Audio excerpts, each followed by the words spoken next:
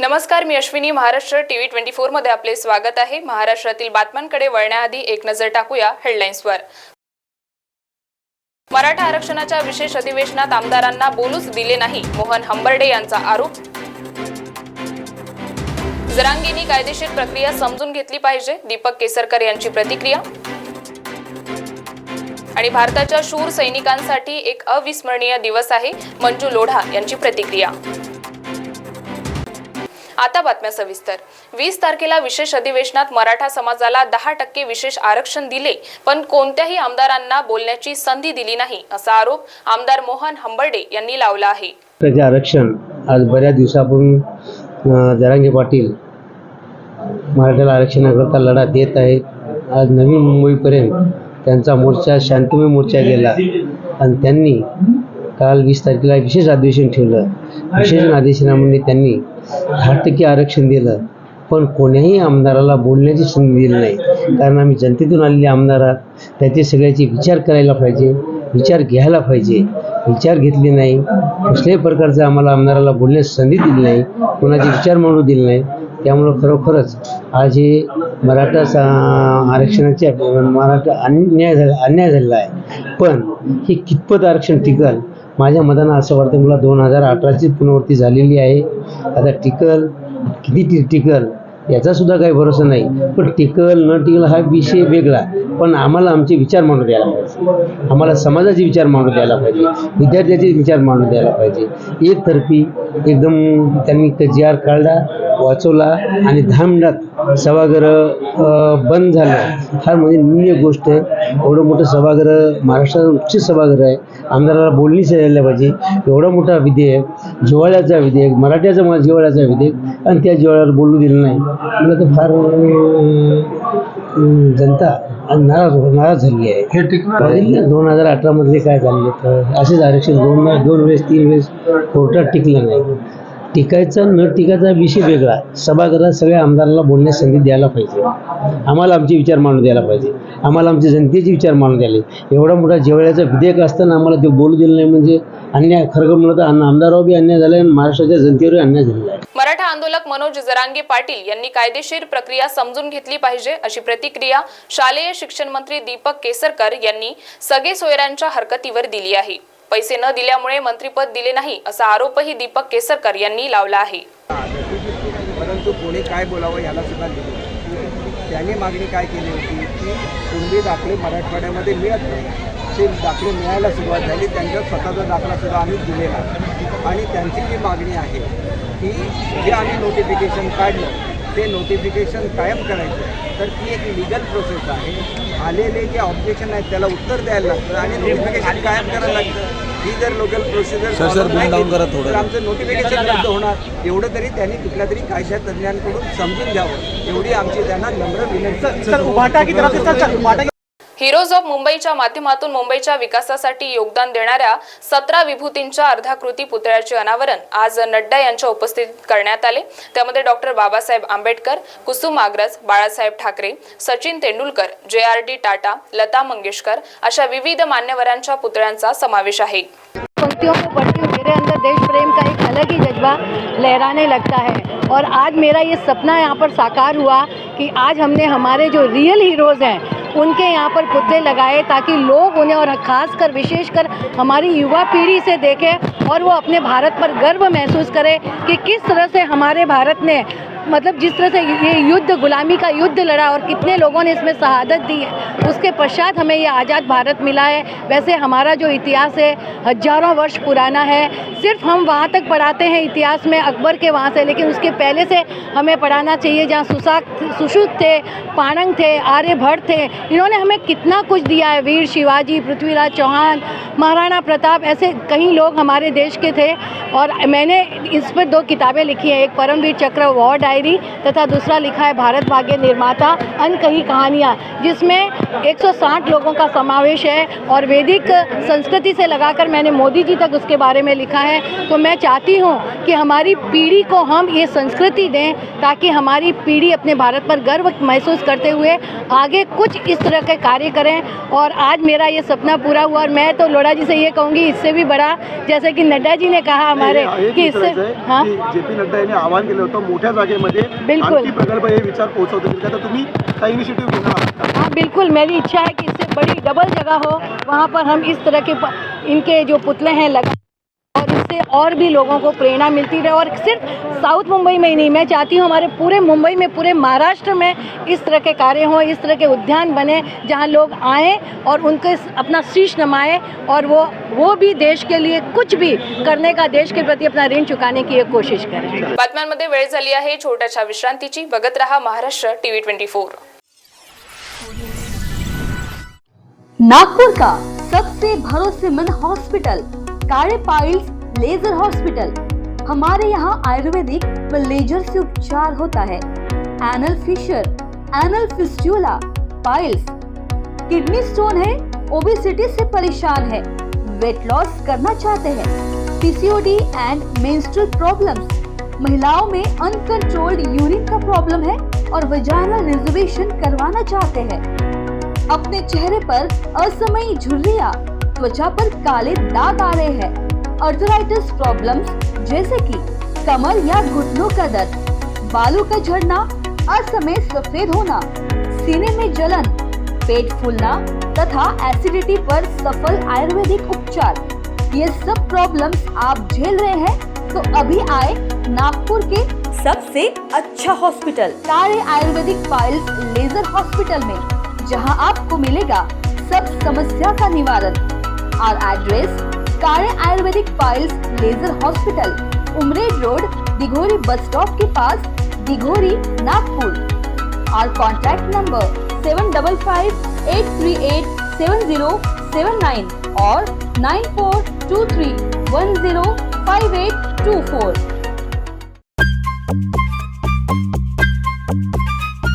सबसे अलग दिखेगी आपकी पसंद कृष्णा मेंस।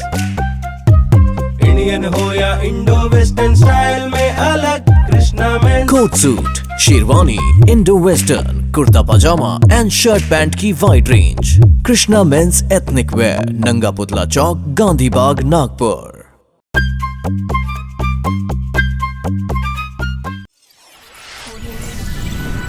विश्रांतीनंतर वळूया समोरील बातम्यांकडे।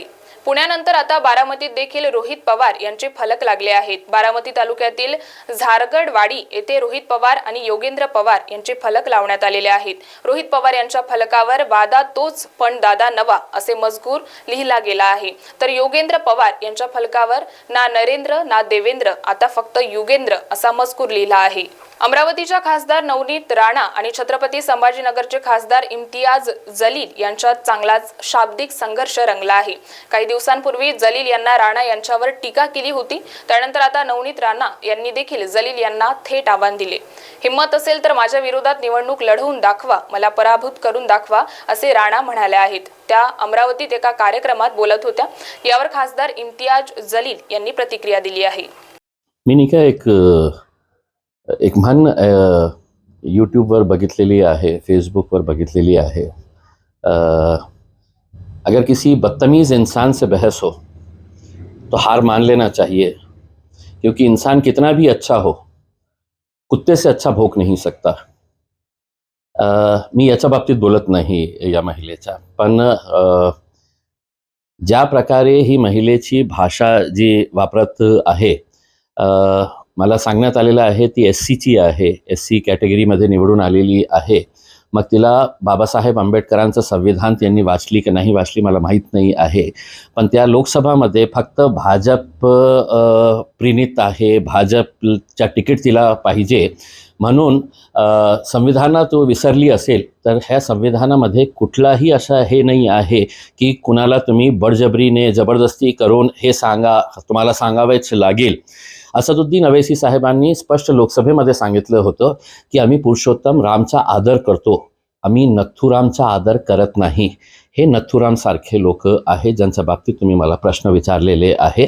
पण ही महिलेच्या बाबतीत आपण काही महिन्यापूर्वी तिच्या जे एक आंदोलन सुरू केली होती की हनुमान चालिसा आपल्या घरामध्ये नाही वाचायचं, उद्धव ठाकरेच्या घराच्या समोर जाऊन आपल्याला वाचायचे आहे. म्हणजे अशा प्रकारची चीप पब्लिसिटी घेण्यासाठी ती अनेकदा चर्चेत आलेली आहे.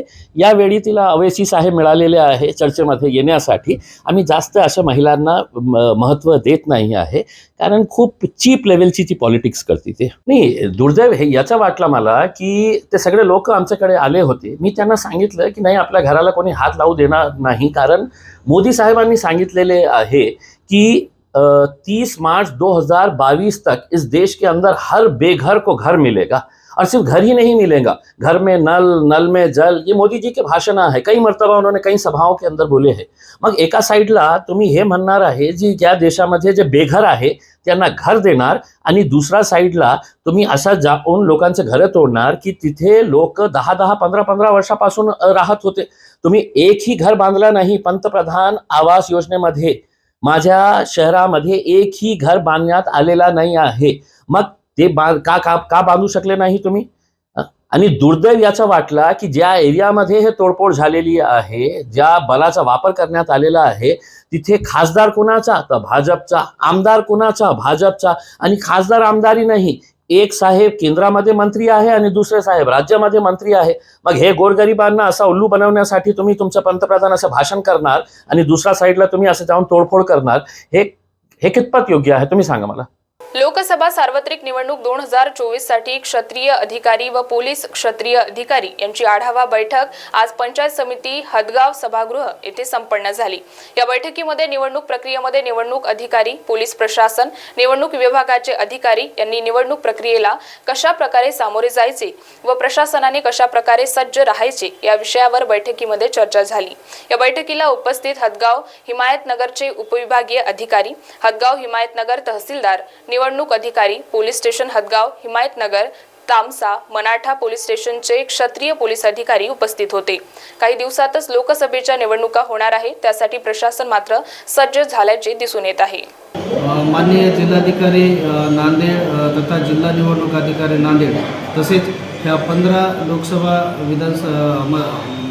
लोकसभा मतदारसंघाचे निवडणूक निर्णय अधिकारी तथा जिल्हाधिकारी हिंगोली यांच्या मार्गदर्शनाखाली सूचनेनुसार त्यांनी जिल्हा स्तरावर बैठक घेऊन क्षेत्रीय अधिकारी आणि झोनल पोलीस क्षेत्रीय अधिकारी यांनी सध्या करावयाच्या कामकाजाबाबत त्यांनी सूचना दिल्या होत्या. त्या अनुषंगानं आज ह्या मतदारसंघाच्या सहाय्यक निवडणूक निर्णय अधिकारी तथा उपविभागीय अधिकारी अरुणा संगयवर मॅडम यांच्या प्रमुख उपस्थितीमध्ये हदगाव व हिमायतनगर तालुक्यातील म्हणजे या मतदारसंघातील सर्व क्षेत्रीय अधिकारी आणि पोलीस क्षेत्रीय अधिकारी यांची बैठक घेण्यात आली.